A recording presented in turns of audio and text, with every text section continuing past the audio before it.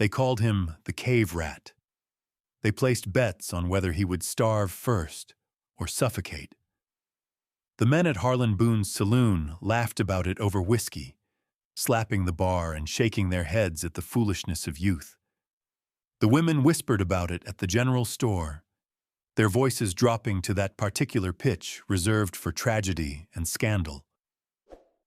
But when the water came down from the mountains like the wrath of God himself, when it swallowed their homes and their livestock and everything they had ever built, those same people crawled up the muddy slope on their hands and knees, begging to be let into the darkness they had mocked. This is the story of Stellan Lindgren and the mountain that saved them all. The summer of 1887 came early to Barren Creek, Arizona territory. By late May, the heat had already settled over the valley like a wool blanket soaked in fire.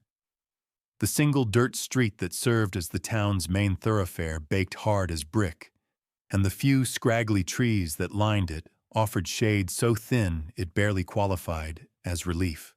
Stellan stood on the porch of what had been his grandfather's general store, watching the dust devils spin lazy circles in the distance. He was 18 years old, tall for his age but lean in the way of young men who had learned early that meals were not guaranteed. His hair was the color of winter wheat, a gift from his Swedish ancestors, and his eyes held the pale blue of northern skies he had never seen but somehow remembered. His grandfather Axel had told him about those skies, about the mountains of Dalarna, where the Lindgren family had lived for generations before crossing the ocean to this new world. About the long winters when snow buried the valleys so deep that the only way to survive was to understand the land, to work with it rather than against it. Axel Lindgren had been dead for 8 months now, and in those 8 months, everything had changed. The screen door behind Stellan creaked open, and Josiah Crane stepped onto the porch. He was a thick man in his early 50s, with hands that had never known hard labor, and eyes that calculated profit in every glance. He had been Axel's business partner once, years ago before a failed mining venture had left him owing more money than he could ever repay. Josiah had never repaid that debt. Instead, he had waited. "Time's up, boy." Josiah's voice carried the false sympathy of a man who had practiced it in the mirror. "I've given you more than enough grace." Stellan did not turn around. He kept his eyes on the mountains, on the red rock ridges that rose like broken teeth against the pale sky. His grandfather had loved those mountains, had spent countless hours studying them, mapping their hidden places, teaching Stellan their secrets. "The store belonged to my grandfather," Stellan said quietly. "The house belonged to my grandparents. The will was clear. The will was contested." Josiah moved to stand beside him, close enough that Stellan could smell the tobacco on his breath. "And the judge agreed with me. You're not of legal age to inherit. You have no other family to vouch for you. The estate requires a guardian, and as your grandfather's former partner, that responsibility falls to me." It was a lie, of course. All of it. Stellan had seen the original will, had read the words in his grandfather's careful handwriting. Everything was to go to Stellan. The store, the house, the small plot of land that bordered the creek. Axel Lindgren had made his wishes perfectly clear. But wills could be rewritten. Signatures could be forged.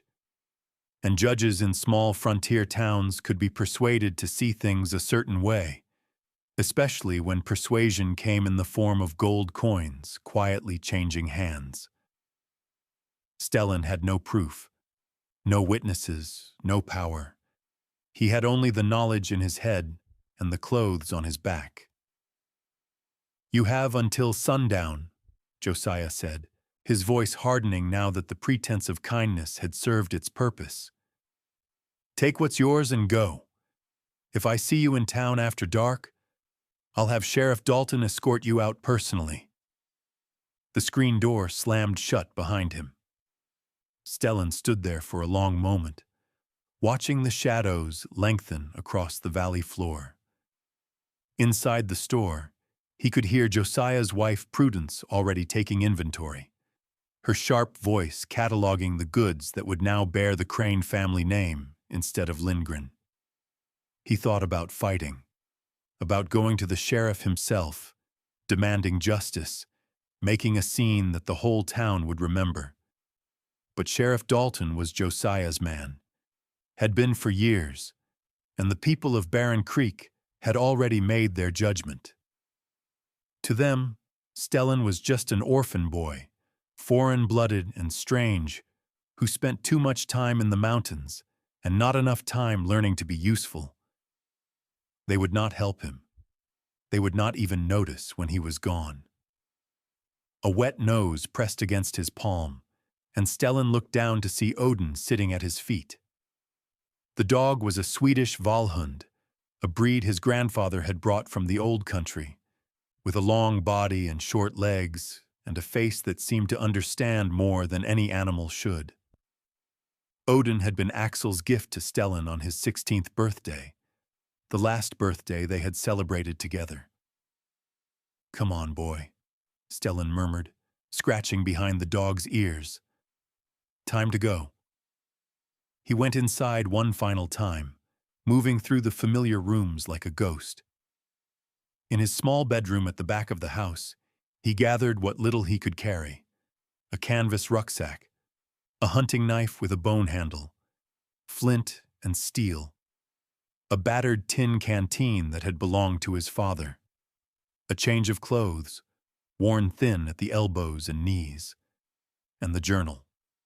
His grandfather's journal, bound in cracked leather, filled with decades of observations and drawings and carefully recorded measurements. Axel had started it in Dalarna, continued it through the long voyage to America, and added to it every year until the week before he died. It contained everything he knew about surviving in harsh places, about reading the land and the weather, about building shelters that could withstand whatever nature chose to throw at them. Stellan tucked the journal inside his shirt, close to his heart. He walked out the back door without looking back. The trail up into the Redstone Range was steep and rocky, barely visible beneath the scrub brush and cactus that clung to the slope.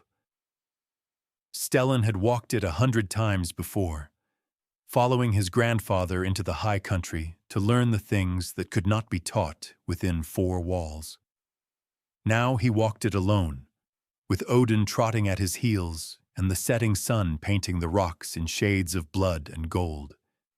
He did not know where he was going. He only knew that he could not stay. The higher he climbed, the more the valley below seemed to shrink, the buildings of Barren Creek becoming toys, then specks, then nothing at all.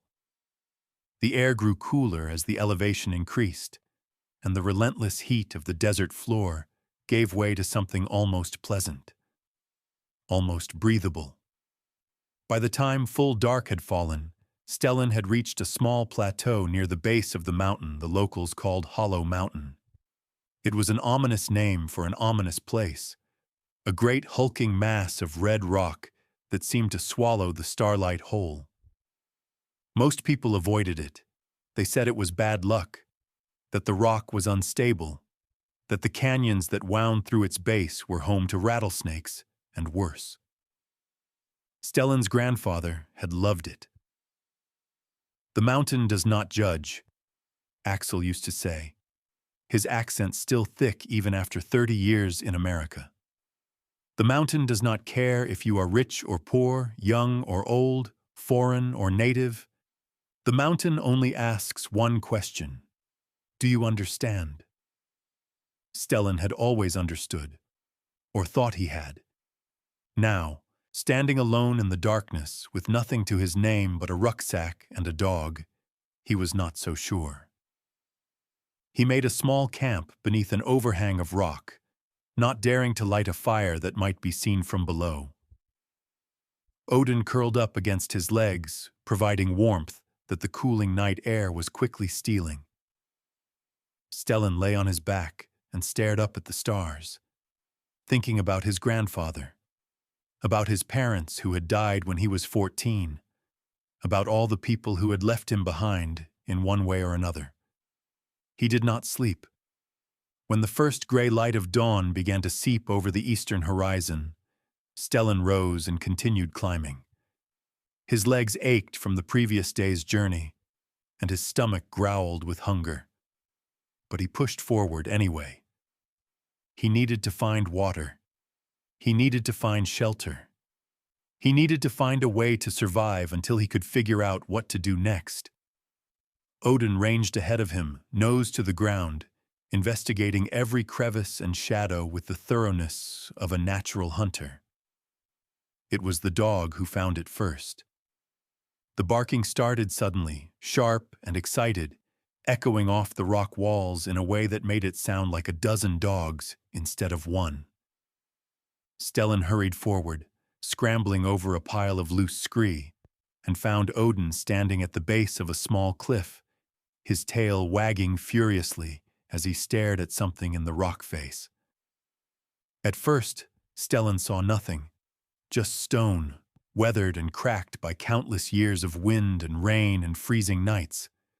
But Odin kept barking, kept pawing at the dirt, and finally Stellan noticed what the dog had found. A shadow. Not the ordinary shadow cast by an overhang or a boulder, but something deeper. Something that seemed to go back into the mountain itself. He pushed aside the thorny brush that concealed it and felt his breath catch in his throat. It was a cave. The opening was narrow, perhaps 3 feet wide and 5 feet tall, hidden behind a tangle of desert scrub and fallen rock. Cool air whispered from its depths, carrying the scent of deep earth and ancient stone. Most people would have walked right past it without a second glance, dismissing it as just another crack in the mountain's face. But Stellan was not most people, and he recognized what he was seeing. A jordkellare, he whispered, using the old Swedish word his grandfather had taught him. An earth cellar, a place where the old ones had stored their food, sheltered from storms, survived winters that would have killed anyone who tried to face them unprotected. He looked down at Odin, who was still wagging his tail expectantly.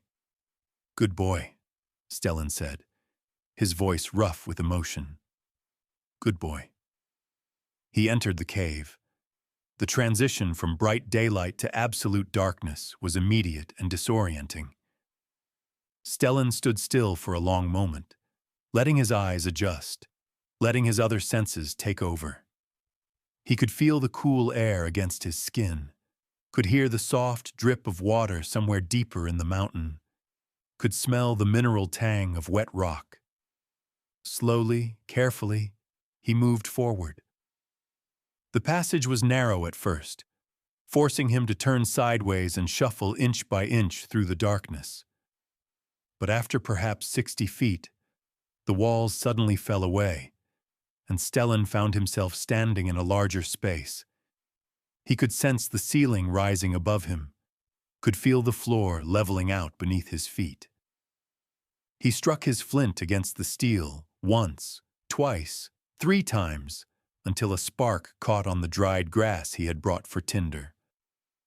A small flame bloomed, casting flickering shadows across the walls of what he now saw was a cavern. It was larger than he had expected, perhaps 30 feet across, with a ceiling high enough that he could stand upright without fear of hitting his head.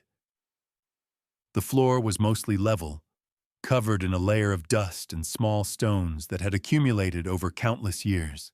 Against one wall, a slow trickle of water seeped through a crack in the rock, collecting in a shallow natural basin before overflowing and disappearing into a narrow fissure. Water, shelter, space enough to live. Stellan sank to his knees, overwhelmed by the magnitude of what he had found. He had expected to spend days, maybe weeks, searching for a suitable place to make camp. Instead, the mountain had offered him this gift within hours of his exile. Or perhaps it was not the mountain at all, Stellan remembered now. His grandfather had taken him to this mountain many times, but always by different routes, always exploring different canyons. "Someday you will find it yourself," Axel had said once, when Stellan asked where they were going. "The mountain reveals its secrets only to those who are ready to receive them." Stellan had thought it was just another of his grandfather's riddles. Now he understood. Axel had been waiting for him to find this place on his own, to prove that he was ready. Odin padded into the cavern and sat down beside him, tongue lolling happily. The dog seemed perfectly at ease in the darkness, as if he had always known this place was waiting for them. Stellan reached into his rucksack and pulled out his grandfather's journal. In the dim light of his small fire, he began to flip through the pages, searching for the entries he half remembered from his childhood. Entries about cave shelters, about the proper way to improve them, about the techniques that had kept his ancestors alive through the darkest winters in Dalarna. And there, pressed between two pages near the middle of the journal, he found something that made his heart stop. A tin box, small enough to fit in the palm of his hand, wedged into a hollow that had been carved into the cave wall near the entrance. Stellan had walked right past it in the darkness. Now, with the light of his small fire illuminating the space, he could see the glint of metal. He pulled out the box and opened it with trembling fingers. Inside was a folded piece of paper and a small leather pouch, and tucked beneath them, a hand-drawn map of the cave system, marked with notes in his grandfather's familiar handwriting. It was a letter. The paper was yellowed with age, the handwriting unmistakably his grandfather's. It was addressed simply, "For Stellan, when the time comes." With trembling hands, he unfolded it and began to read. "My dear grandson, if you are reading this, then I am gone, and Josiah has done what I always knew he would do. He is a small man with a large hunger, and small hungry men are the most dangerous creatures in the world. I knew he would try to take everything when I was no longer here to stop him. I knew the law would not protect you, because the law in Barren Creek belongs to those who can afford to buy it. So I have left you something that he cannot take, something that no one can take. Inside this journal, you will find everything I know about surviving in places where others cannot. And inside this mountain, you will find everything you need to put that knowledge into practice. I discovered this cave 40 years ago, not long after I first came to Arizona. I have spent decades improving it, preparing it, making it ready for the day when it might be needed. I never told anyone about it, not Josiah, not the townspeople, not even your grandmother, God rest her soul. Only you, Stellan. Only you. The cave is your inheritance. The knowledge is your inheritance. Use them well, and remember what I always told you. The mountain does not judge. The mountain only asks if you understand. I believe you do. Your loving grandfather, Axel." Stellan read the letter 3 times before the words finally sank in. His grandfather had known, had always known, and he had spent 40 years preparing for this moment, preparing a sanctuary that would be waiting whenever Stellan needed it. He looked around the cavern with new eyes now, seeing not just a cave, but a gift, a legacy, a chance to build something that could not be taken away. "Thank you, grandfather," he whispered into the darkness. "Thank you." Odin pressed his warm body against Stellan's side, and together they sat in the heart of the mountain, listening to the slow drip of water and the distant whisper of wind. and began to plan. The first weeks were the hardest. Stellan had knowledge, but knowledge without labor is just theory. Every skill his grandfather had taught him, every technique recorded in the journal, had to be translated from words into action, from memory into muscle. He started with the floor. The natural surface of the cavern was uneven, scattered with rocks and debris that had fallen from the ceiling over centuries. Stellan spent 4 days on his hands and knees, gathering the larger stones and carrying them outside, using a flat piece of shale as a makeshift shovel to scrape away the loose dirt and gravel. He worked from first light until his arms screamed for rest, then forced himself to work a few hours more. The pile of debris outside the cave entrance grew steadily, and each night he scattered it among the rocks of the slope, ensuring that no obvious mound would betray his secret. Next came the drainage system. His grandfather's journal was specific on this point. Water is life, but uncontrolled water is death. The first task in any underground shelter is to ensure that rainwater cannot enter without permission. Stellan studied the natural slope of the cavern floor, noting how the rock tilted slightly toward the entrance. If heavy rain fell, water would flow down through the passage and collect inside, potentially flooding his living space. He needed to prevent that.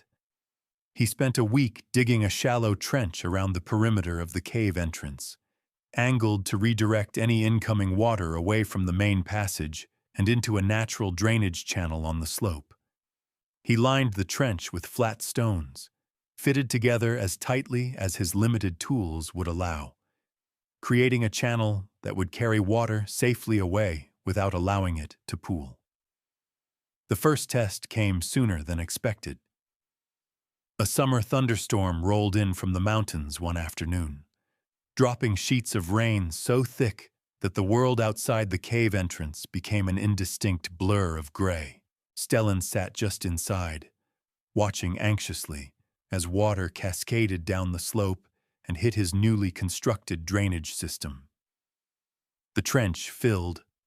The water rose, lapping against the stone edges, and then it turned, flowing obediently along the channel he had dug, away from the cave entrance and down the mountainside. Not a single drop entered his shelter. Stellan let out a breath he had not realized he was holding and looked down at Odin, who was watching the rain with an expression of mild canine interest. "We did it, boy," Stellan said. "First test passed." But there were many more tests to come. The sleeping platform took another 2 weeks. His grandfather's journal recommended raising any sleeping surface at least 18 inches off the ground. This served multiple purposes. It kept the sleeper away from the cold that radiated up from bare rock. It prevented moisture from seeping into bedding, and it provided protection from snakes and scorpions that might wander into the cave seeking warmth. Stellan gathered the flattest stones he could find. Some carried from the creek bed far below. Others pried from the walls of the cavern itself. He stacked them carefully against the far wall, away from both the entrance and the water seep, building a platform 6 feet long and 3 feet wide. The top he covered with a layer of dried grass and fibrous desert plants, woven together to create a mattress that was surprisingly comfortable. The first night he slept on it, he slept deeply and without dreams for the first time since his grandfather's death.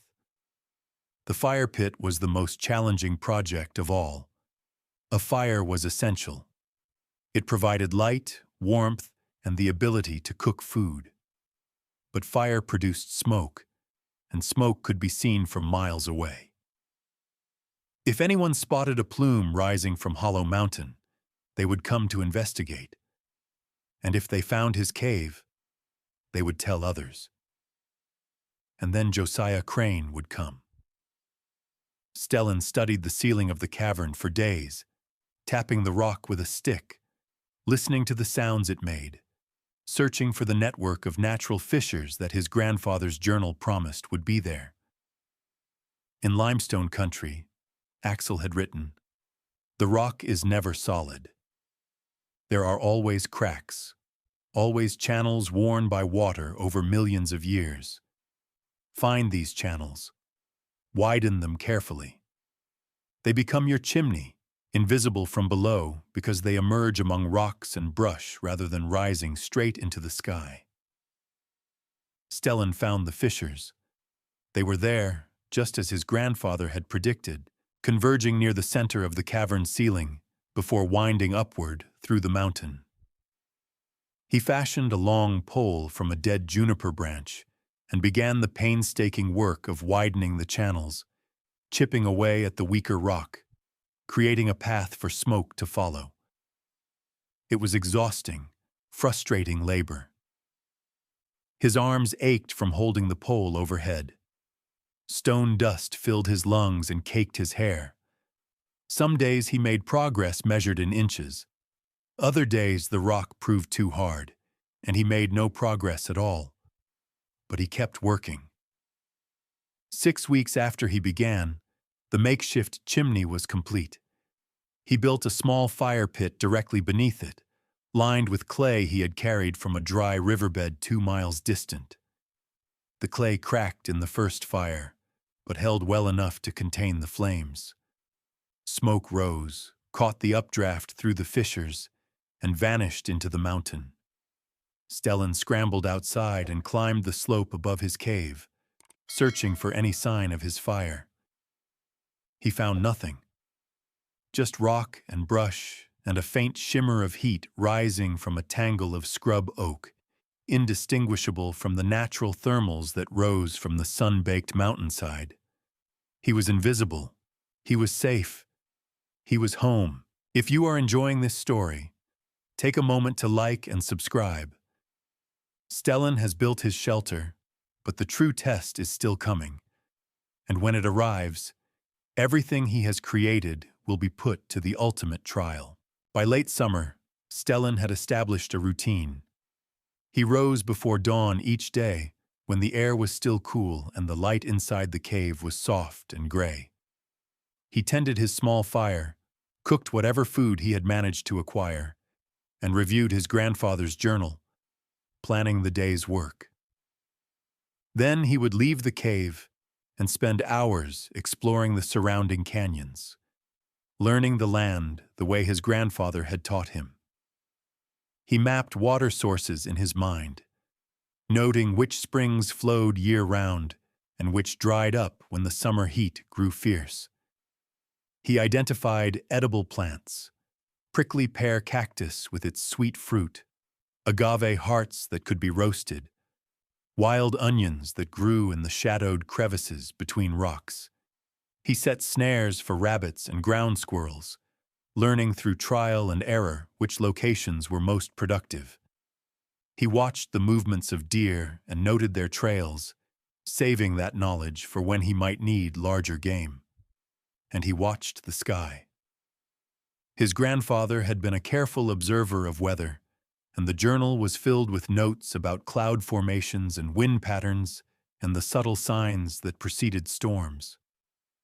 Stellan studied these entries until he could recite them from memory, then tested his knowledge against the actual sky above Barren Creek.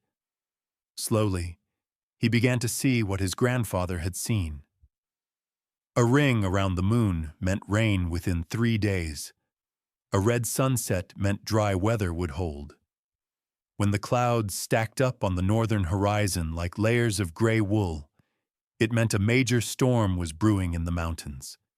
And when the birds went silent, when the lizards vanished from the rocks, when even the insects stopped their endless buzzing, it meant something bad was coming, something powerful, something that demanded respect.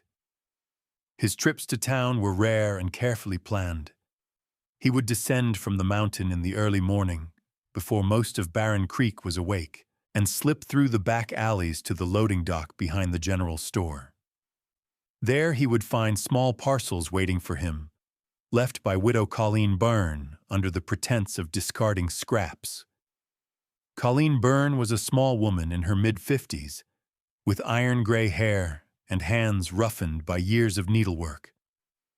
She had known Stellan's mother, had been one of the few people to befriend the young Swedish immigrant when she first arrived in Arizona. After Stellan's parents died and his grandparents took him in, Colleen had watched over him from a distance, never interfering, but always present. Now she was his lifeline. The parcels contained flour and salt, dried beans and strips of jerky, occasionally a small piece of cheese or a precious handful of coffee beans. Stellan repaid her by leaving bundles of firewood on her back porch, or by mending the leather tack she used for her single aging mule. They rarely spoke. The risk was too great. But sometimes, when their paths crossed in the pre-dawn darkness, Colleen would press his hand briefly and whisper, "Your mother would be proud." Those words sustained him through the loneliest days. The townspeople, of course, were less kind. Word had spread quickly that Stellan Lindgren had not left the area as Josiah Crane had intended. He had been spotted on the mountain trails, seen gathering plants in the canyons, glimpsed at the edge of town in the gray hours of morning. The speculation about where he was living and what he was doing grew more elaborate with each telling.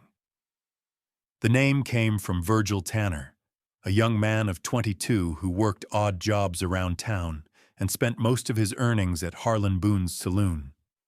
He had seen Stellan one morning, emerging from a canyon with dirt on his clothes and rock dust in his hair, and the image had struck him as hilarious.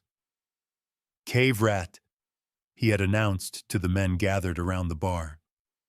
"That's what he is, a cave rat, living in a hole in the ground like some kind of animal." Fictitiously, the name stuck. Soon everyone in Barren Creek was talking about the cave rat, the strange foreign boy who had refused to leave, who was supposedly digging himself a burrow in the mountains like a creature that could not face the civilized world. Opinions varied on how long he would last. Some gave him until the first winter storms. Others bet he would give up before autumn, crawling back to town to beg for work and shelter. Harlan Boone, who owned the saloon and fancied himself a wit, posted a betting board on the wall behind his bar. The options were crude but comprehensive. Cave rat surrenders before autumn. Cave rat dies of starvation. Cave rat eaten by mountain lion. Cave rat still alive come spring. Most of the money went on the first two options. Marcus Holloway, the town's most respected builder, made a special trip up the mountain trails one September afternoon, claiming he wanted to see for himself what the boy was constructing. He returned, shaking his head, reporting to anyone who would listen that he had seen nothing but rock and brush, that there was no possible way a proper shelter could be built in such terrain, that the boy was clearly deluded. "No foundation," Holloway pronounced, accepting a free whiskey from Harlan Boone in exchange for his expertise. "No frame, no materials. Whatever he's doing up there, it won't last through the first hard rain."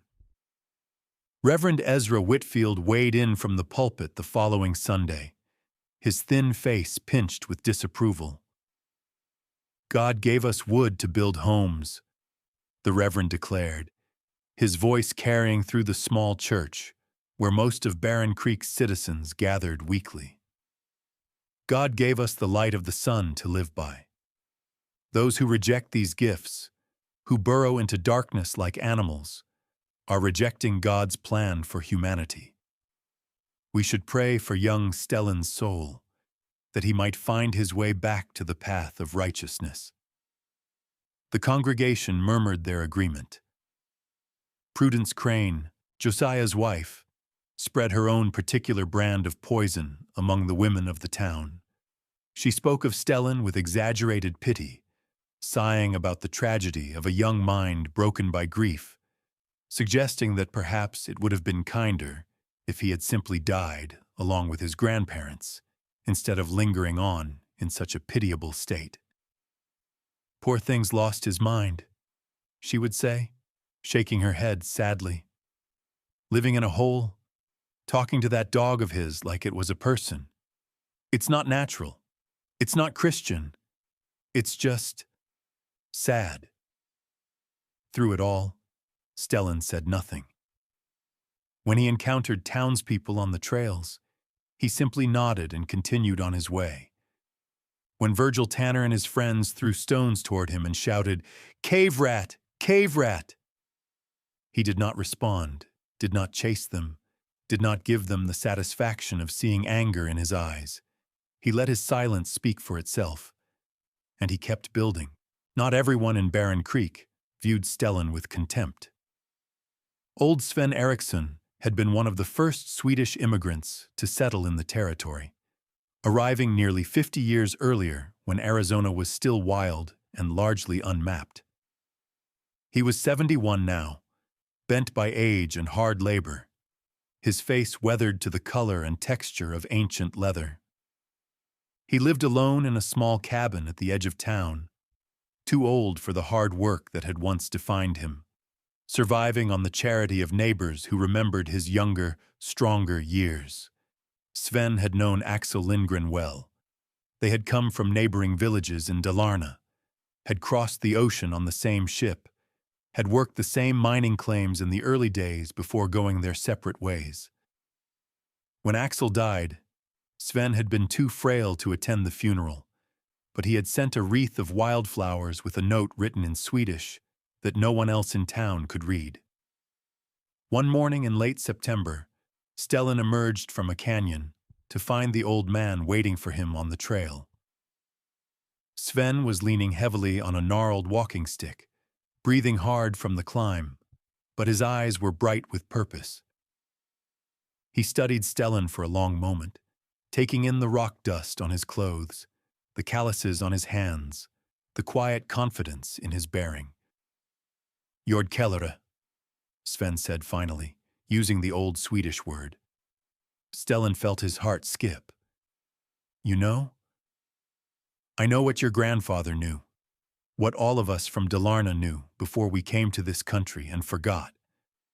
Sven's voice was thick with age and accent and something that might have been sorrow. The earth shelters, the cave homes, the ways our ancestors survived when the winters grew so cold that the trees themselves would crack and fall. He looked up at the mountain, his rheumy eyes tracing the ridgeline. Axel always said this mountain was special.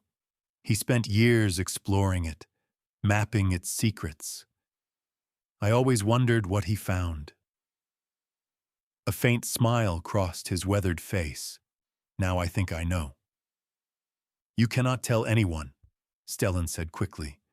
"If Josiah finds out—" "Josiah Crane." Sven spat the name like a curse. "That man is not worth the dirt he walks on. Your grandfather knew it. Everyone knew it, even if they were too afraid to say so." He reached out and gripped Stellan's arm with surprising strength. "Your grandfather was a good man, a wise man. He would not have left you without provisions.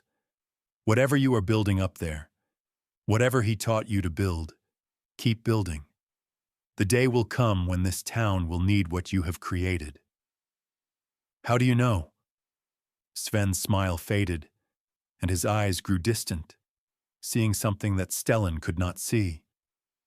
"Because I have lived 71 years, boy. And in that time, I have seen the sky turn that color exactly twice." He pointed toward the northern horizon, where a line of clouds was building, purple and dark and somehow wrong. Both times, what followed was destruction. Stellan felt a chill that had nothing to do with the mountain air. "When?" he asked. "Soon," Sven replied. "Maybe a month, maybe 2. But it is coming, boy. The water is coming. And when it does, this valley will remember why the old ones always built on high ground." He paused, and his voice dropped lower. There is something else you should know. About Josiah. About how your grandfather really died. Stellan went very still. Your grandfather did not die of illness alone. He died of a broken heart. Josiah owed him money from their old mining venture, a great deal of money. Instead of paying, Josiah pressured him, threatened him, made his last months a misery. He was hoping the stress would kill Axel before the debt came due. Sven's grip tightened on Stellan's arm. It worked. Your grandfather's heart gave out because Josiah Crane squeezed it until it broke. I cannot prove it. No one can. But I know it as surely as I know my own name. Stellan stood there, feeling something cold and heavy settle in his chest. Why are you telling me this? Because you deserve to know the truth, and because when the flood comes, you will have a choice to make. You can let Josiah Crane drown in the consequences of his own cruelty, or you can be the man your grandfather raised you to be. He turned and began the slow journey back down the mountain, his walking stick tapping against the rocks with each step. Build well, Stellan Lindgren, he called back over his shoulder. Build well and be ready. Stellan was not the only young person in Barren Creek who felt like an outsider. Emmett Garrett was 16 years old, the son of a struggling farmer whose land never seemed to produce enough to keep the family fed. He was a quiet boy, overlooked by most of the town, dismissed by the other young men who found him too serious, too thoughtful, too unwilling to join in their drinking and their mocking. Emmett had watched Stellan from the beginning, had seen the way he walked with his head high, despite the taunts and the jeers, had noticed the intelligence in his eyes, the purpose in his movements, the way he seemed to know things that no one else knew. One afternoon, Emmett followed him. He kept his distance, staying far enough back that Stellan would not notice, climbing the mountain trails with the careful silence of a boy who had spent his life avoiding attention. When Stellan disappeared into a canyon, Emmett found a hidden vantage point and watched. What he saw amazed him. Stellan was not wandering aimlessly, as the townspeople believed. He was working, gathering specific plants, examining rock formations, studying the lay of the land with the focus of a scholar. Every movement had purpose. Every action fit into some larger plan that Emmett could not quite grasp but desperately wanted to understand. The next day, Emmett approached him directly. "Teach me," he said simply, falling into step beside Stellan on the trail. "Whatever you're doing up here, whatever you know, teach me." Stellan studied him for a long moment, his pale eyes measuring, assessing. "Why?" "Because everyone in that town is going to die someday," Emmett said, the words tumbling out before he could stop them. "They'll die in their wooden houses that rot and burn, and they'll never know there was another way. But you know. Your grandfather knew. And I want to know too." A faint smile crossed Stellan's face. It was the first time Emmett had seen him smile. "Come with me," Stellan said. "There is something I want to show you." He led Emmett up the mountain, through canyons and across ridges, to a place where the rock face seemed solid and impenetrable. Then he pushed aside the brush concealing the cave entrance and gestured for Emmett to follow him into the darkness. What Emmett saw inside made him catch his breath. The cavern was not just a hole in the rock. It was a home. A proper home with a level floor and a sleeping platform and a fire pit that somehow produced no visible smoke. Water dripped steadily into a basin against one wall, clear and clean. Carved niches held supplies. Flour, dried meat, bundles of herbs. Everything was organized, maintained, cared for. How? Emmett whispered. Stellan pulled out his grandfather's journal and handed it to him. My grandfather's knowledge, he said, passed down through generations. The same techniques that kept my ancestors alive through the worst winters in Sweden work here too. The principles are the same. Understand the land, work with it, and let it shelter you. Emmett turned the journal's pages reverently, studying the diagrams and notes written in a mixture of Swedish and English. Will you teach me? He asked again. Yes, Stellan said, but you must keep this secret. No one can know about this place. Not yet. Why not? If you could show the whole town, they would not listen. Stellan's voice was quiet but firm. They have already decided what they believe about me. No amount of evidence will change their minds until circumstances force them to see differently. What kind of circumstances? Stellan looked toward the cave entrance, toward the light filtering in from the world outside. The kind that are coming, he said. Soon. The first sign came on a Tuesday morning in late August. The monsoon season had arrived with unusual fury that year, dropping walls of rain on the distant mountains while the valley below baked under clear skies. It was the worst kind of weather for flash floods, the kind where death came from storms you never saw, from rain that fell 50 miles away. Stellan woke to find Odin pacing restlessly near the cave entrance, whining softly, his ears pricked toward sounds that human hearing could not detect.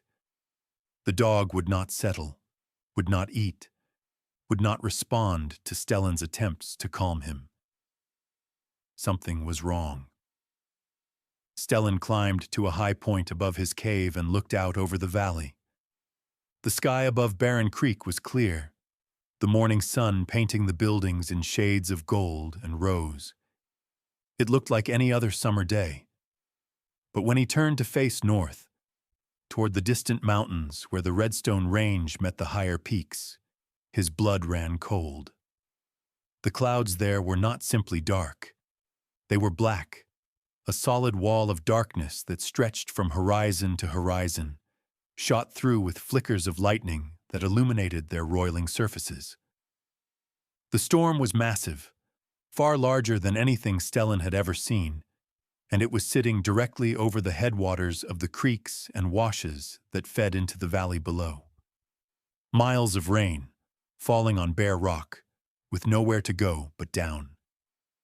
And the only path down led straight through Barren Creek. Stellan scrambled back to his cave and began preparing. He filled every container he had with fresh water from the seep, knowing that the supply might be contaminated if floodwaters reached this high. He moved his stores of food to the highest shelves. He gathered additional firewood and stacked it near the fire pit. He checked and double-checked the drainage system at the entrance, ensuring that nothing would prevent water from flowing away from his shelter. Then he faced a decision. The townspeople had mocked him for months. They had called him Cave Rat, had bet on his death, had spoken of him with contempt and derision. They had believed Josiah Crane's lies and turned their backs on a boy who had done nothing wrong except be different. He owed them nothing, and yet.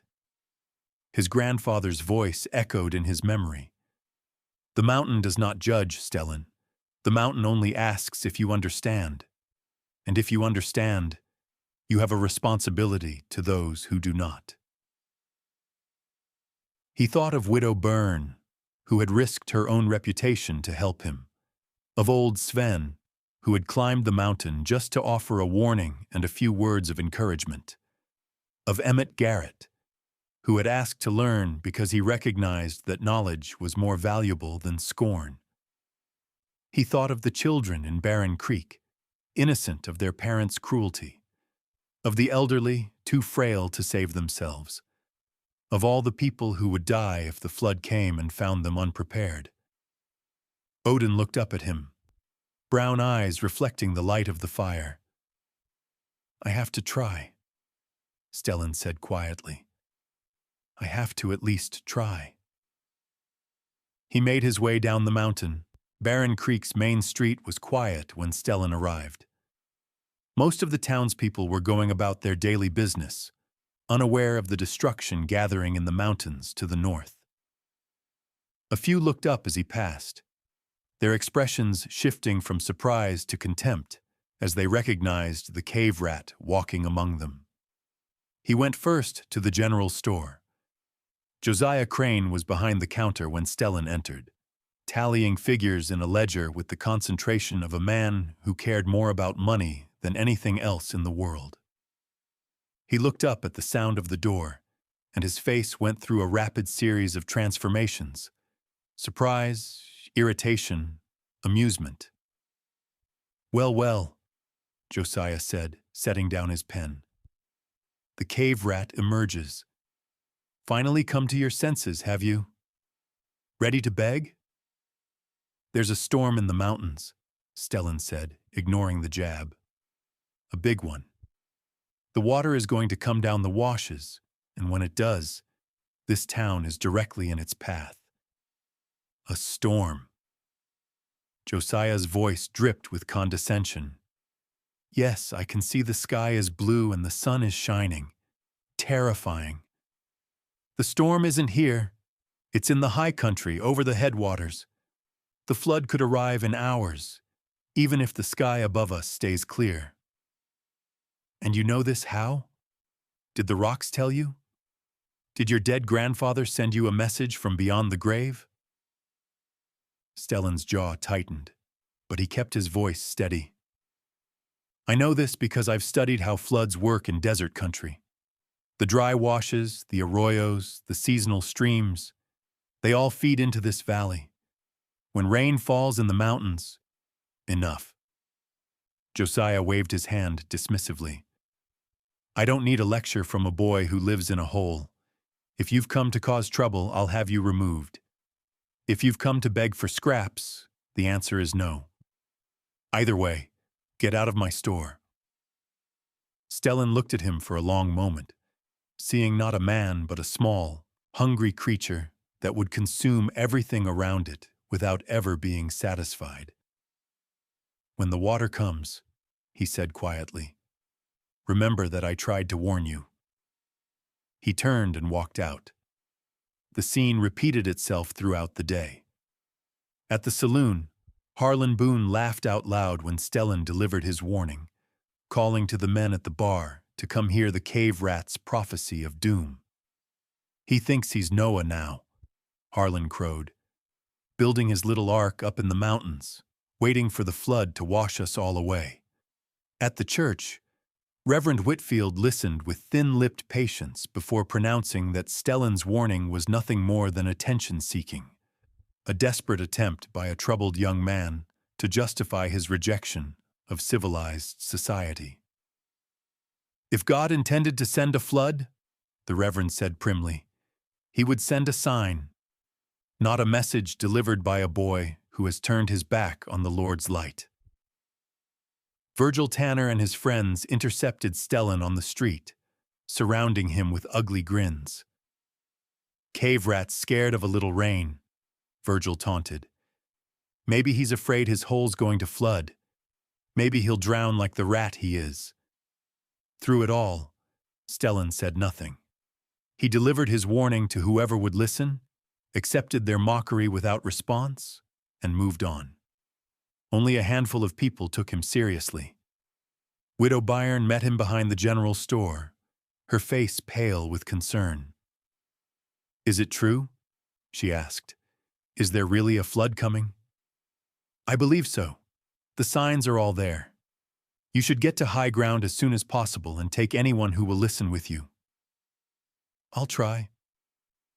She gripped his hands, her fingers cold despite the mild afternoon. "God bless you, Stellan. Your mother would be so proud."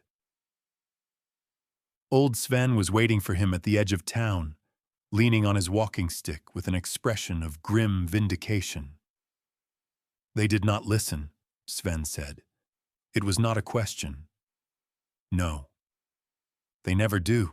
Not until the water is at their throats, and they have no choice. The old man shook his head slowly. Go back to your shelter, boy. Make it ready.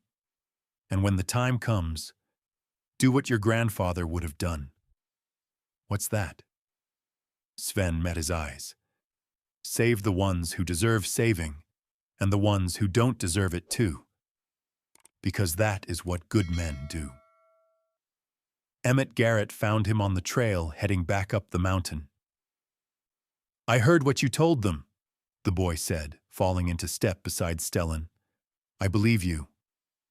Then get your family to high ground, tonight if you can. Emmett nodded, his young face serious. I'll try. My father doesn't listen to me much, but maybe this time. He trailed off, and Stellan saw the fear in his eyes. Do what you can, Stellan said. That's all any of us can do. He turned and continued the long climb back up the mountain, Odin at his heels, the clear blue sky mocking him every step of the way.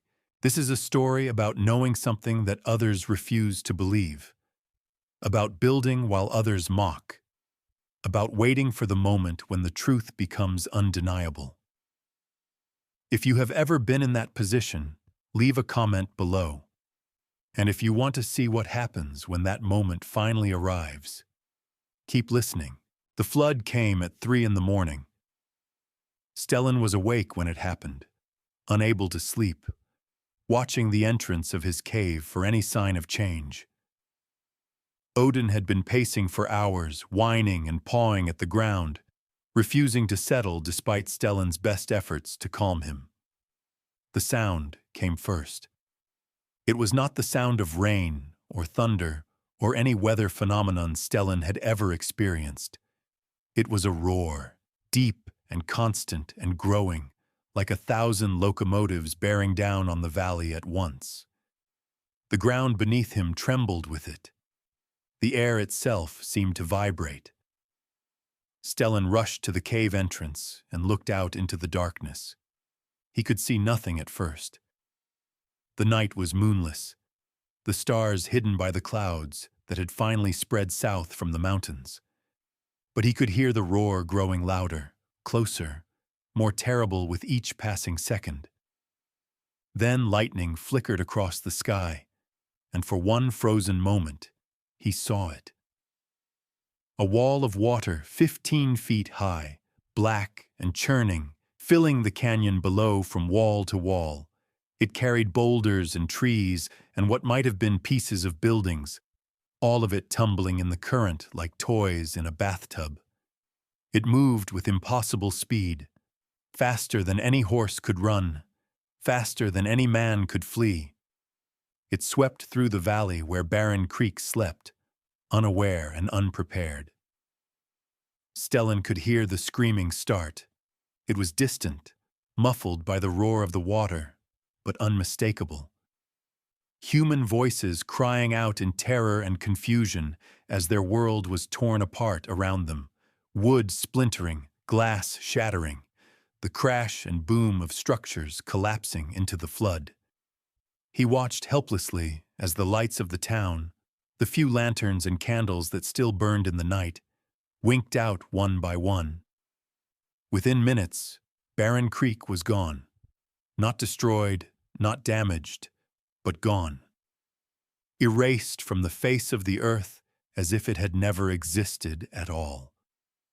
Stellan sank to his knees at the entrance of his cave. Odin pressed against his side and wept. Dawn revealed the full extent of the devastation. Where the town had stood, there was now only mud. A flat, featureless expanse of brown sludge, stretching from one side of the valley to the other. Here and there, the skeleton of a building jutted up from the muck, foundations stripped bare, walls reduced to splinters, roofs simply gone. The main street, with its proud row of businesses and homes, had ceased to exist. The church was a pile of broken boards, The saloon was nowhere to be seen. The general store, the store that had belonged to Stellan's grandfather, that Josiah Crane had stolen through lies and manipulation, had been swept away completely, leaving only a muddy gap where it had once stood. Bodies lay scattered across the floodplain, half buried in debris. Stellan counted them from his vantage point on the mountain. 7, 8, 9. Some he recognized. Others were too covered in mud to identify. 9 people dead, and the sun had not yet fully risen. The first survivor reached him an hour after dawn. Harlan Boone came crawling up the mountain on his hands and knees, his fine clothes reduced to rags, his face streaked with mud and blood. He had been the loudest of the mockers, the man who had posted the betting board, who had laughed hardest at Stellan's warning just the day before. Now he could barely speak. "Please," he gasped when he saw Stellan standing at the cave entrance. "Please, my wife, my children. They're trapped on the roof of the storehouse, the water's still rising." Stellan looked at this man who had wished him dead, who had taken bets on his suffering, who had never shown him a moment of kindness or respect. He thought about turning away, about letting Harlan experience the consequences of his contempt. But his grandfather's voice was in his head, and old Sven's words echoed in his heart. Save the ones who deserve saving, and the ones who don't deserve it too. "Show me," Stellan said. They descended together, Stellan and Harlan and Odin, picking their way carefully down the treacherous slope. The flood had begun to recede, but the water was still thigh-deep in places, thick with mud and debris that made every step treacherous. The storehouse was one of the few structures still standing, a squat stone building on the eastern edge of town that had been built on slightly higher ground. Its roof was crowded with people. Harlan's wife, his 2 daughters, ages 7 and 9. A handful of others who had managed to climb to safety before the flood reached them. Getting them down was dangerous work. The current still tugged at Stellan's legs, and the mud beneath his feet shifted constantly, threatening to send him tumbling into the churning brown water. But he managed it, one person at a time, forming a human chain to pass the children to safety on higher ground. When the last survivor was safe, Harlan Boone turned to Stellan with tears streaming down his face. "I'm sorry," he choked out. "God help me, I'm sorry for everything I said, everything I did. You tried to warn us, and we laughed. We laughed, and now—" His voice broke and he could not continue. Stellan put a hand on his shoulder. "Save your apologies for later. There are more people who need help." He turned and waded back into the flood. Throughout that endless day, Stellan worked. He pulled survivors from the wreckage of their homes. He directed the able-bodied to search for others who might be trapped. He organized rescue parties to check the outlying farms, where the flood had spread out across the valley floor. And when people had nowhere else to go, he led them up the mountain to his cave. Reverend Whitfield came with a broken arm and a shattered faith. The man who had preached against Stellan from the pulpit, who had called him an animal for living in darkness, now stood at the entrance of the cave and stared in wonder at the shelter within. "How is this possible?" he whispered. "My grandfather taught me," Stellan said simply. "The same knowledge that your sermon called ungodly kept me alive. And now it will keep you alive, too." Marcus Holloway came next, the builder who had pronounced Stellan's methods impossible. His leg was badly injured, and he had to be carried up the mountain by 2 other men. When he saw the interior of the cave, the carefully constructed sleeping platform, the ingenious smoke vent, the reliable water supply, he shook his head slowly. "I looked at this mountain and saw only obstacles," he said. his voice thick with pain and shame. You looked at it and saw sanctuary. I have built houses all my life, but I never built anything that could survive what we just survived. You were wrong, Stellan agreed. But you're alive. That's what matters now. By noon, 27 people had crowded into the cave. It was tight. It was uncomfortable. People who had plenty of space now had to share every inch with their neighbors. But it was dry. It was warm. And it was safe. Among the last to arrive was a small group led by Widow Byrne herself. She had remembered Stellan's warning and had spent the hours before the flood gathering those who would listen. Mostly the elderly, the sick, and a handful of children whose parents had dismissed the cave rat's prophecy as madness. With her, to Stellan's surprise, was Prudence Crane. Josiah's wife was barely recognizable. Her fine dress was reduced to muddy rags. Her carefully arranged hair hung in wet tangles around her face, and her eyes held the hollow look of someone who had seen the world she knew swept away in an instant. I found her clinging to the church steps, Widow Byrne said quietly to Stellan. The water was rising. She was too proud to call for help, but not too proud to die. Prudence could not meet Stellan's eyes. This was the woman who had called him poor and pitiable, who had spread rumors about his madness, who had whispered poison into the ears of every woman in Barren Creek. I promised your mother I would watch over you, Widow Byrne continued. But I think she would have wanted me to watch over everyone I could, even those who were not kind to her son. Stellan looked at Prudence Crane for a long moment. There is room, he said finally. Come in and get warm. Widow Byrne took charge of organizing the space, directing people to sit here or stand there, ensuring that everyone had access to the water basin and the warmth of the fire. She found a corner for a young farmer's wife who was pregnant and in distress. The stress of the night had triggered early labor, and there was nothing to do but let nature take its course. The baby was born just after sunset, a healthy boy with strong lungs and a fierce cry that echoed off the stone walls. What will you name him? Widow Byrne asked the exhausted mother. The woman looked at Stellan, who was tending the fire across the cavern. Axel, she said. His name is Axel. Stellan heard, and for a moment, his composure cracked. He turned away so that no one would see the tears on his face. The most difficult arrival came near midnight. Stellan was standing at the cave entrance, keeping watch, when he saw movement on the slope below. A figure struggling upward through the darkness, slipping and falling, rising and trying again. As it drew closer, the light from the cave illuminated features that Stellan knew all too well. Josiah Crane. The man was barely recognizable. His fine clothes were destroyed, his face was streaked with mud and blood, and his right arm hung at an angle that suggested it was badly broken. He had lost everything. His store, his home, his possessions, all swept away in the flood.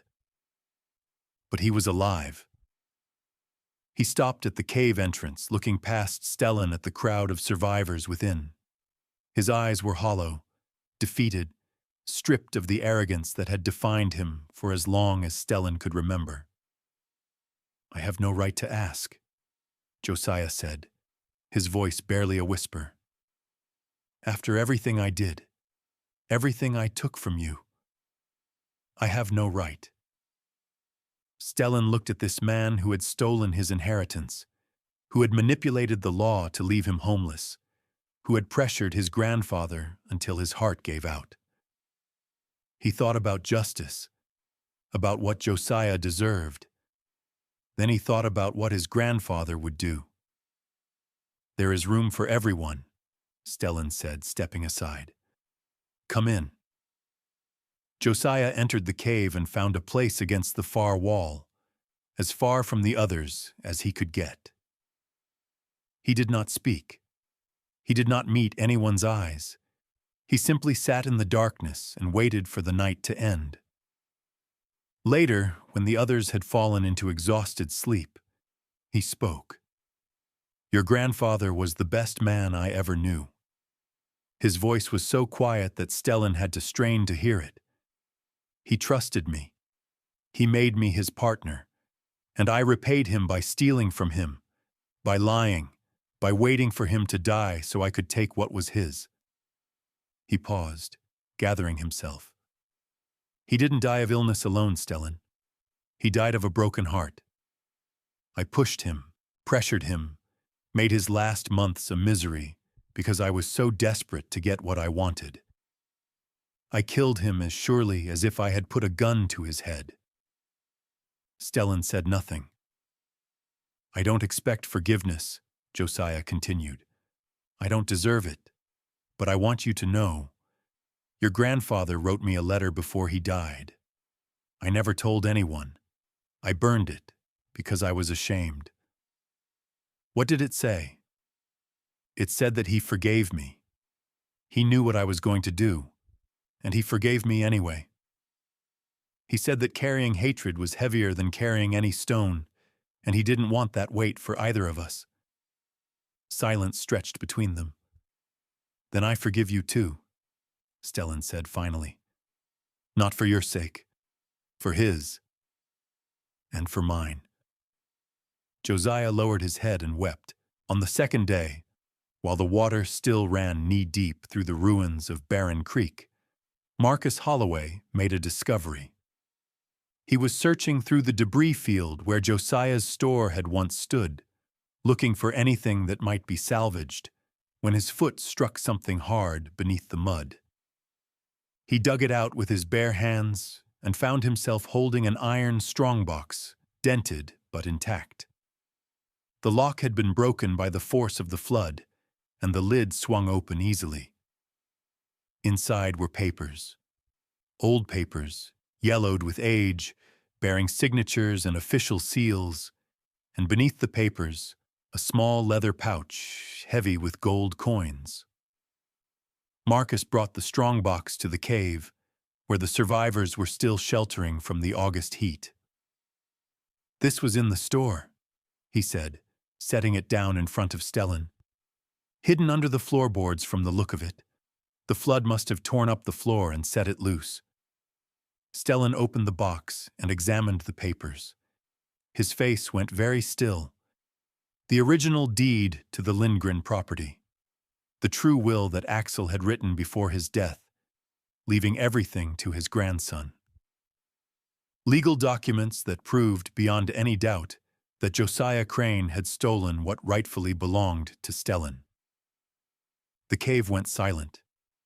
Everyone was watching, Josiah most of all, his face the color of ash. Stellan looked at the papers for a long moment. Then he looked at the pouch of gold coins. Then he looked at Josiah. "Keep the land," Stellan said. "What's left of it anyway? Rebuild the store if you want. I have no use for it."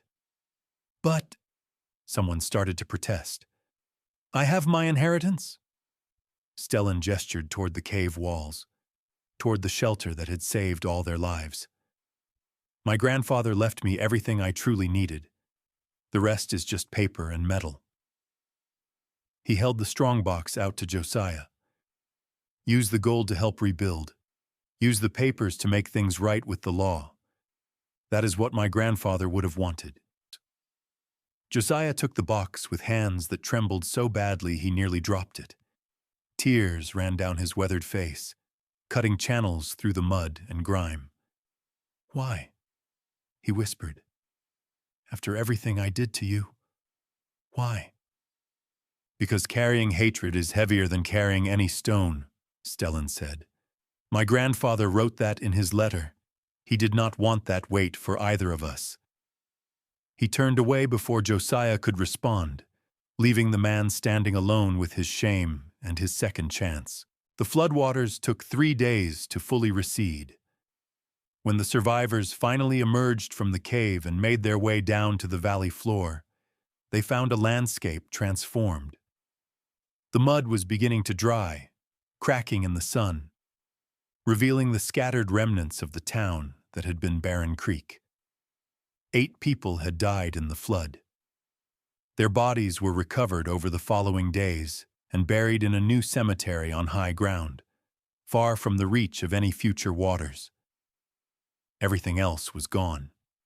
The buildings, the businesses, the homes that people had spent years constructing, all of it had been washed away. The survivors had nothing but the clothes on their backs and whatever small possessions they had managed to carry to high ground. For a few days, despair hung over the valley like a fog. Then something remarkable happened. Marcus Holloway, his leg still splinted, hobbled up to where Stellan was sorting through salvaged supplies. "Teach me," he said. Stellan looked up, surprised. "Teach you what?" "What you know. How you built that shelter. How you made something that could withstand this." He gestured at the devastation around them. "I've been building things all my life, but I never built anything that lasted. Not really. Show me how." Before Stellan could respond, others gathered around. Harlan Boone, Reverend Whitfield, even Virgil Tanner, the young man who had coined the name Cave Rat and thrown stones at Stellan on the trails. "Teach us," they said. "All of us. Show us how to build something that the water can't destroy." Stellan looked at these people who had mocked him, who had bet on his death, who had called him animal and fool and prophet of doom. He saw not enemies now, but students. Not mockers, but seekers. He pulled out his grandfather's journal. "This is what my grandfather taught me," he said. "The knowledge of the old country, passed down through generations. It works because it respects the land instead of fighting against it." He opened the journal to the first page. "We'll start with the basics. Finding high ground, understanding how water moves, reading the signs that tell you when danger is coming."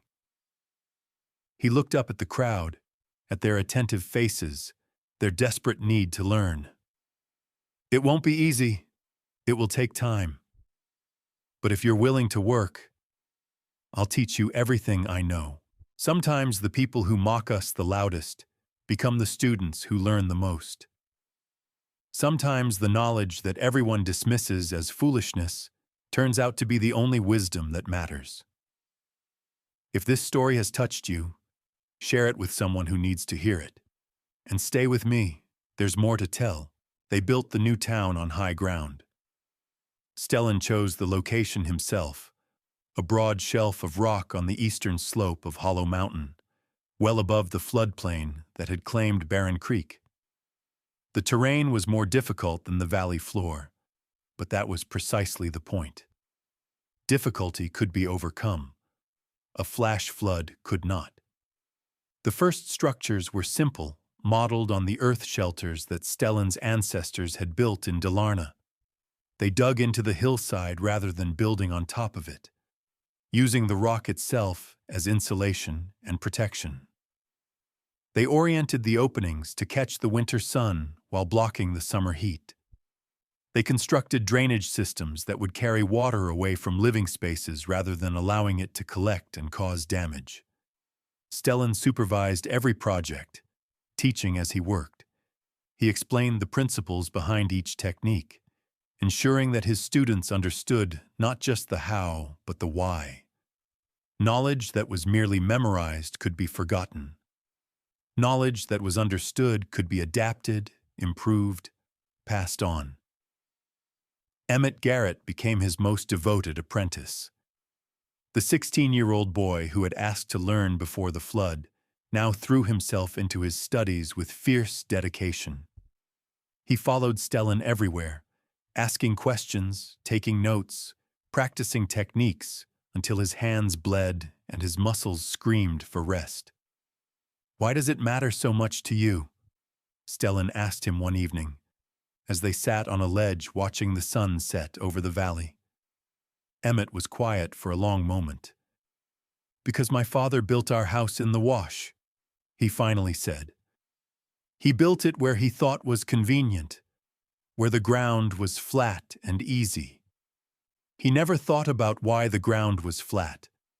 He never asked what the land was trying to tell him. He looked at Stellan, his young face hardened by loss. My father drowned in that flood. So did my little sister. They died because nobody ever taught them what you know. I don't want anyone else to die for the same reason. Stellan nodded slowly. Then learn everything you can, he said.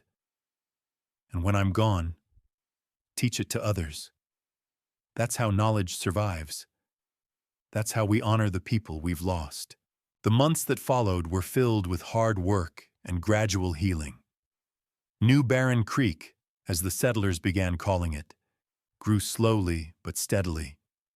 Stone foundations rose from the hillside. Earthen walls took shape, reinforced with the techniques Stellan had learned from his grandfather's journal. Smoke vents were carved through rock, invisible from below. Water collection systems were constructed to catch rainfall and channel it into storage cisterns. By the following spring, a dozen families had built permanent homes on the high ground. Old Sven Eriksson did not live to see it. The old man had survived the flood itself, but the shock and exertion had weakened his already frail body. He passed away on a clear morning in February, his eyes fixed on the mountains he had loved since arriving in Arizona half a century before. They buried him on the slope above the new town, in a grave marked with a simple stone that Stellan carved himself. The epitaph read, "He remembered the old ways." At the funeral, Stellan spoke about what Sven had taught him, about the warning he had delivered months before the flood, when no one else was willing to speak the truth, about the courage it took to climb the mountain at 71 years old, just to share knowledge with a boy everyone else had written off. He saw what was coming, Stellan said, looking out at the gathered crowd. He tried to warn us, just as I did. The difference is that he had spent his whole life watching and learning, while I was only just beginning. He placed his hand on the carved stone. I will spend the rest of my life trying to be worthy of what he and my grandfather taught me, and I hope all of you will do the same. Josiah Crane was a changed man. The arrogance that had defined him was gone, burned away by the flood and the days of cold reckoning that followed. He no longer sought to accumulate or control. Instead, he devoted himself to recording the knowledge that Stellan was teaching, filling notebook after notebook with careful observations and detailed diagrams. Someone needs to write it down, he explained when Stellan asked why. Your grandfather kept his knowledge in a journal, but that journal could have been lost in the flood, and everything would have been lost with it. We need copies. We need records. We need to make sure this knowledge survives even if we don't. It was, Stellan realized, Josiah's way of atoning. The notebooks he produced were works of art, each page meticulously organized, each diagram carefully labeled. He wrote in English for the benefit of future readers, but he also included Swedish terms where appropriate, preserving the language that had carried this knowledge across the ocean. By the end of the first year, Josiah had produced 3 complete volumes. For the town library, he said, handing them to Stellan. When we build one, and copies should be sent to other settlements too. Every town in this territory should know what we've learned. Stellan accepted the books and placed them carefully in a waterproof chest. Thank you, he said. Josiah shook his head. It's not nearly enough. It will never be enough. but it's what I can do. 3 years after the flood, Stellan married.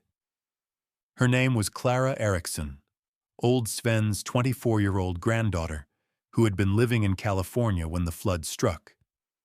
She came to Arizona to settle her grandfather's affairs and found instead a community that spoke of him with reverence, that had named their new town's main street after him, that treated his memory as something sacred.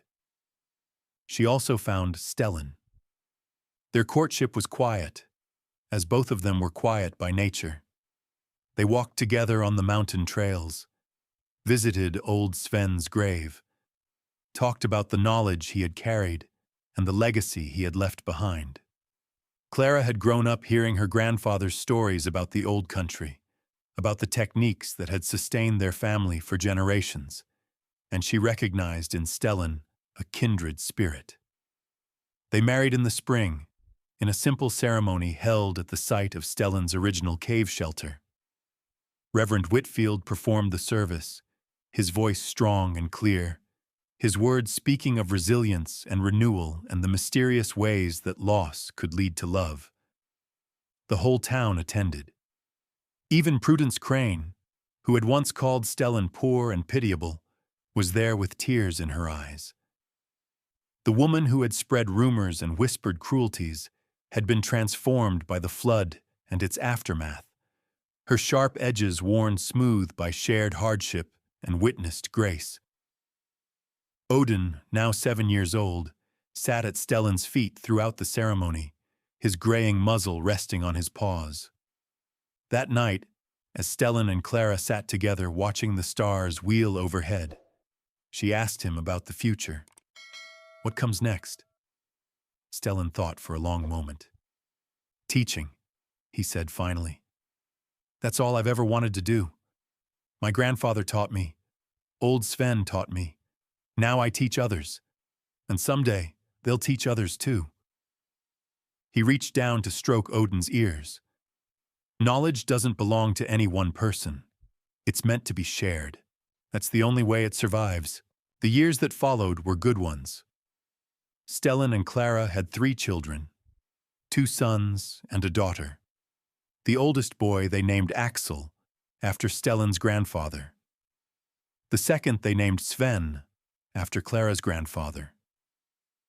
The daughter they named Ingrid, after the grandmother Stellan had never known, but whose strength lived on in the family stories.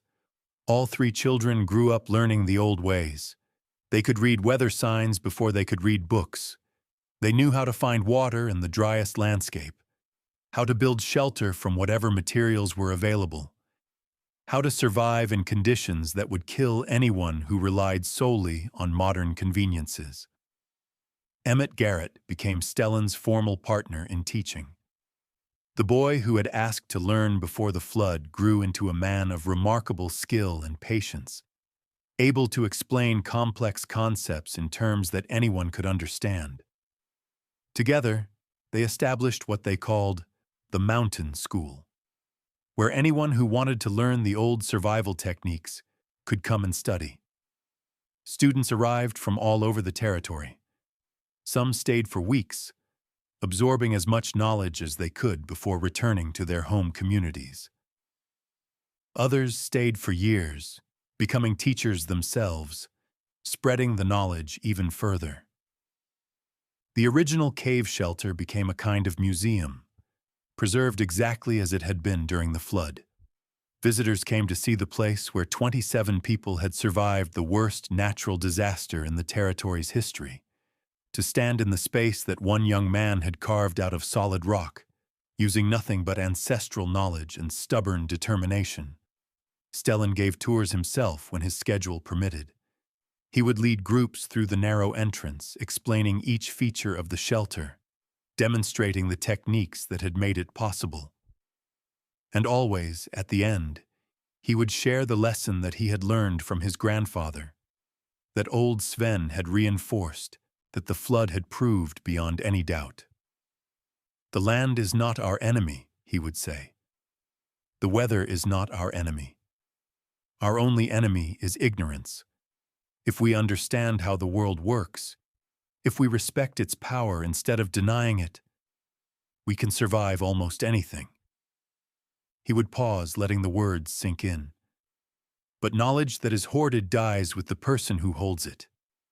Knowledge that is shared lives forever. That's why I teach.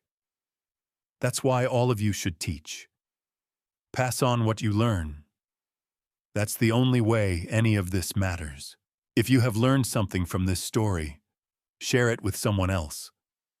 That's how knowledge survives. And if you want to hear more stories like this one, subscribe to this channel. There are so many more to tell. Josiah Crane died peacefully in 1902, 15 years after the flood. In those final years, he had transformed completely from the man he had once been. He never rebuilt the store, never tried to reclaim any position of influence in the community. Instead, he devoted himself entirely to his work as a scribe, recording and preserving the knowledge that Stellan taught. His notebooks, 7 volumes in all, became the foundation of the town library's collection. Each one bore a dedication on the first page. In memory of Axel Lindgren, who forgave what should not have been forgiven, and whose wisdom saved us all. At his funeral, Stellan spoke briefly. "This man did wrong," Stellan said, looking out at the gathered mourners. "He knew it. We knew it. But he spent the last 15 years of his life trying to make amends, and I believe he succeeded. The knowledge in these books will save lives for generations to come. That is his true legacy. Not the wrongs he committed, but the good he did afterward." He paused, remembering. People can change. That is one of the lessons this town has taught me. People can change if they are willing to let go of who they have been and embrace who they might become. Odin died on a warm afternoon in June of 1899, 12 years after the flood. He was 15 years old, ancient for a dog, and his passing was peaceful. He simply lay down in his favorite spot at the entrance of the original cave. His muzzle pointed toward the valley he had watched over for so long, and went to sleep for the last time. Stellan found him there when he came to give a tour to a group of students. The dog looked peaceful, almost happy, as if he had chosen this place deliberately for his final rest. They buried him next to old Sven, on the slope above the town, in a grave marked with a stone that read, "Odin, he found the way home." Stellan stayed at the grave for a long time after the burial, remembering the day his grandfather had given him the puppy. Remembering all the miles they had walked together, all the challenges they had faced, all the moments of joy and sorrow and everything in between. "Good boy," he whispered, as he had whispered so many times before. "Good boy." 20 years after the flood, in the spring of 1907, Stellan stood on the ridge above New Barren Creek and surveyed what they had built.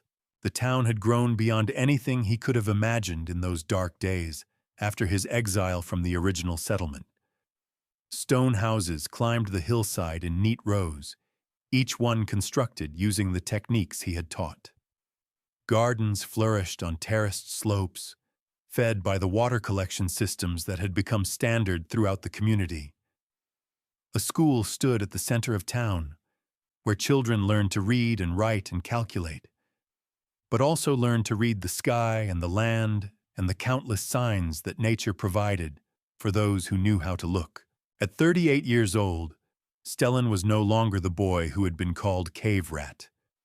He was the founder of a town, the teacher of a generation, the keeper of knowledge that had saved lives beyond counting. But some things had not changed.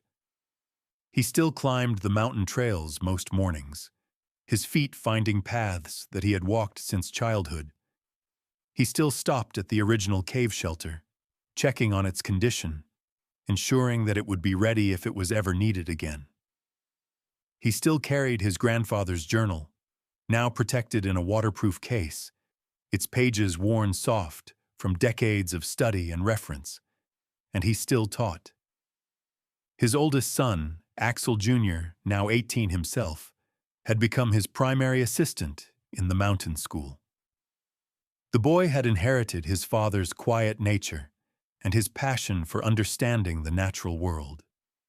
He would carry on the work when Stellan was gone, just as Stellan had carried on the work of his grandfather. That morning, Axel Jr. joined him on the ridge. "Father," the young man said, looking out over the valley, "why did great-grandfather Axel love the mountains so much? You've told me the story 100 times, but I've never really understood."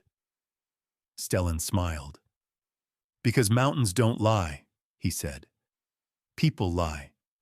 Circumstances lie. But the land tells you exactly what it is if you're willing to learn its language. Your great-grandfather spent his whole life learning that language, first in Sweden and then here. He passed that language on to me, and now we pass it on to others." He put his hand on his son's shoulder. "The people in the old barren creek, they looked at this mountain and saw just rock. Useless, dangerous, something to be avoided. But your great-grandfather looked at it and saw sanctuary, safety, a place where knowledge could be turned into survival." He paused, choosing his next words carefully. "That's what I want you to remember, son. Not the flood. Not the people who mocked us. Not even the lives we saved. I want you to remember that the difference between those who survive and those who don't is almost never about strength or luck. It's about understanding." He tapped his temple. "What you know matters more than what you own. What you understand matters more than what others believe about you. If you remember nothing else from everything I've taught you, remember that." Axel Jr. nodded slowly. "I'll remember," he said. "Good." Stellan turned and began walking back toward town. "Now come on. We have a class to teach." The Lindgren shelter, as the original cave came to be known, still stands today. Visitors to the Redstone Range can arrange guided tours through the local historical society, walking the same narrow passage that Stellan walked when he first discovered the cave in 1887. The interior has been preserved exactly as it was during the flood, with the sleeping platform, the fire pit, the water collection system, and the carved storage niches all maintained in their original condition. The techniques that Stellan taught, based on the knowledge his grandfather brought from Dalarna, Sweden, have been studied by modern engineers and survival experts. They confirm what the settlers of New Barren Creek learned through experience, that these ancestral methods, developed over centuries in harsh Scandinavian climates, work remarkably well in the desert Southwest as well. The principles remain the same whether applied to snow or rain, cold or heat. Understand the land. Work with it, not against it. Build in ways that respect natural forces rather than trying to overpower them, and always, always share what you know with others.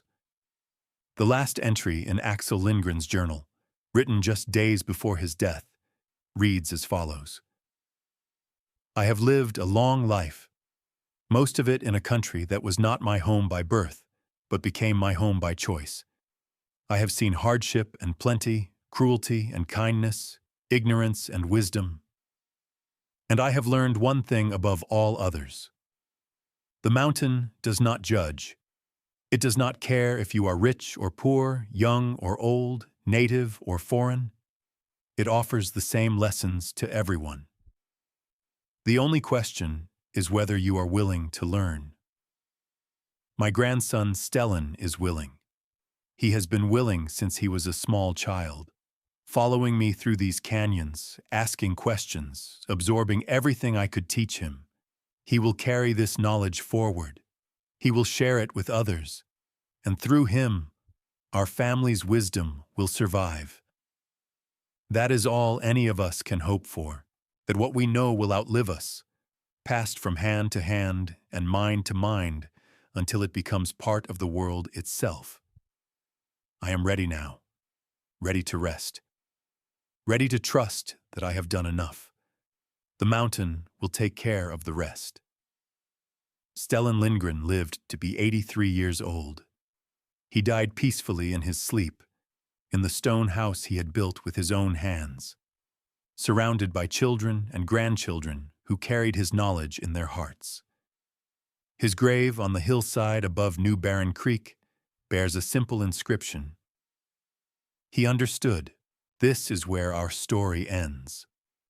But in a deeper sense, stories like this never end. They live on in the knowledge that gets passed from one generation to the next, in the skills that survive because someone took the time to teach them, in the lives that are saved because someone, somewhere, remembered what they had learned. Thank you for listening.